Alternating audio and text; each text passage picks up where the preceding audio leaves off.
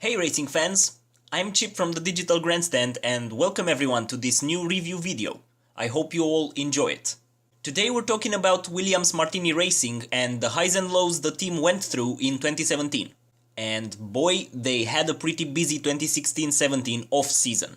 Firstly, Felipe Massa had all but retired after Abu Dhabi, paving the way for Lance Stroll to make his F1 debut. However, the sudden retirement of world champ Nico Rosberg meant that Mercedes came calling for the other Williams racer, Valtteri Bottas.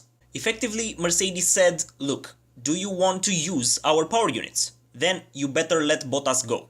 So they did, and rather awkwardly asked Massa, could you please unretire? Please? With a lineup consisting of the veteran out of his prime Massa and an unproven controversial even Stroll, Williams were staring at a rather difficult season up ahead. But straight from the off, things proved to be not that bad. Well, for Stroll they were. And for the first 3 races he managed 3 retirements and a very big low. As for Massa, in the same 3 races he never once failed to reach Q3 and bagged in a couple of P6 finishes. Brilliant stuff. Brilliant high. For Russia and Spain, the team deserves just one nasty low.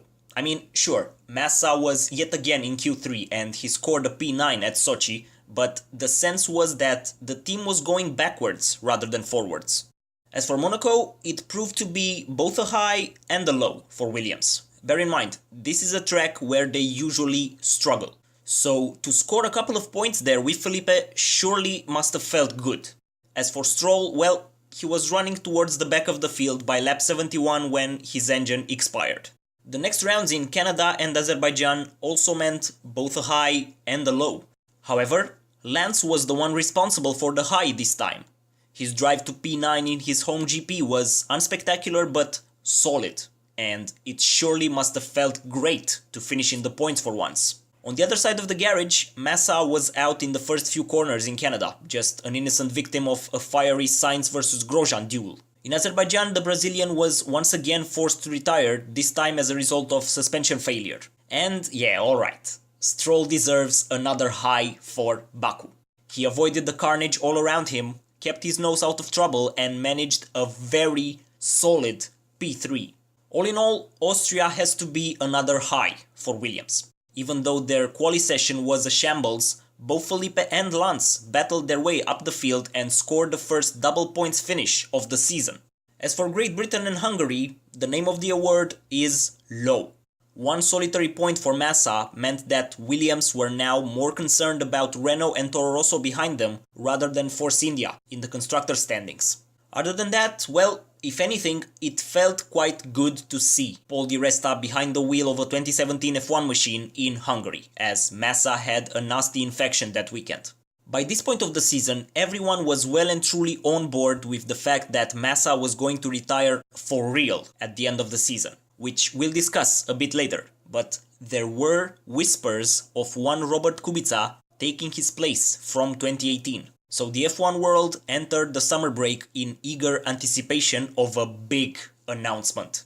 Late August, and Belgium was just meh for Williams. Few points scored were better than nothing, but they finished behind both a Renault and a Haas. For Monza, however, the team deserved a huge high. Stroll raised more than a few eyebrows with his drive in a wet quali session and lined up on the front row after the Red Bulls were pushed back by penalties. He was never going to stay there in the dry conditions of Sunday, but a P7 finish was more than respectable, and also Massa joined the party with his drive to P8. For the next 4 rounds, nothing amazing happened at Williams. They continued to score a few points each race, but nothing of note. As the F1 circus moved to Mexico, there was still no certainty of the name of Massa's replacement. The race provided a well-deserved high for Lance for his spirited drive to P6, but also a low for Massa. He seemed quite lost that weekend. However, the Brazilian bounced back with a vengeance for his home GP 2 weeks later, and after a cat-and-mouse battle with former teammate Fernando Alonso, Felipe finished his last ever Brazilian Grand Prix in P7. A much more deserved farewell performance than 1 year earlier. And, to make sure he bowed out on a high, Massa scored the final point of his great career in Abu Dhabi with an uneventful drive to P10. As for Stroll, his final 2 races of the year were just sub-mediocre. He gets a low. And truthfully, Lance gets another low for his over-exuberance every once in a while in 2017.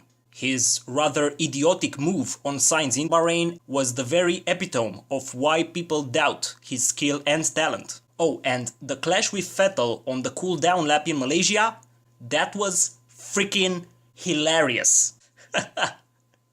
Finally, I would like to say a very fond farewell to Felipe Massa, the 35-second world champion of 2008 and the racer with the shortest ever retirement duration. I wish you nothing but the best in your new FIA role and, more importantly, in your role as a husband and father. Now, in January 2018, almost 2 whole months since the season's finale, Williams announced that young Russian Sergei Sirotkin would partner Lance Stroll.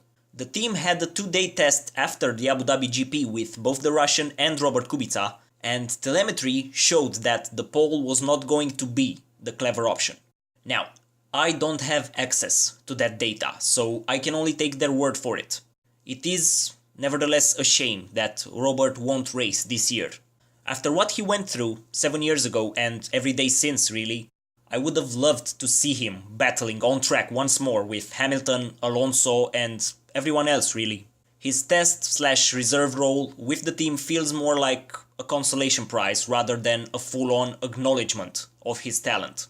As for Stroll and Sirotkin, they will have to work really hard this year to impress. Truthfully, I expect Williams to slip behind Renault and McLaren this year. And what about you guys? What do you think are the prospects for the Grove team? Please let me know in the comment section. Thank you all so much for watching. It has been a blast to remember and relive really what Williams went through in 2017. If you've enjoyed this video, please drop a like and subscribe to this channel for more F1 content, as we will grow this community together. And share this video with a racing fan that you think might enjoy it. As always, I've been Chip from the Digital Grandstand. Join me on Facebook and Twitter, you have the links in the description, and I'll see you very soon with another F1 2017 review video.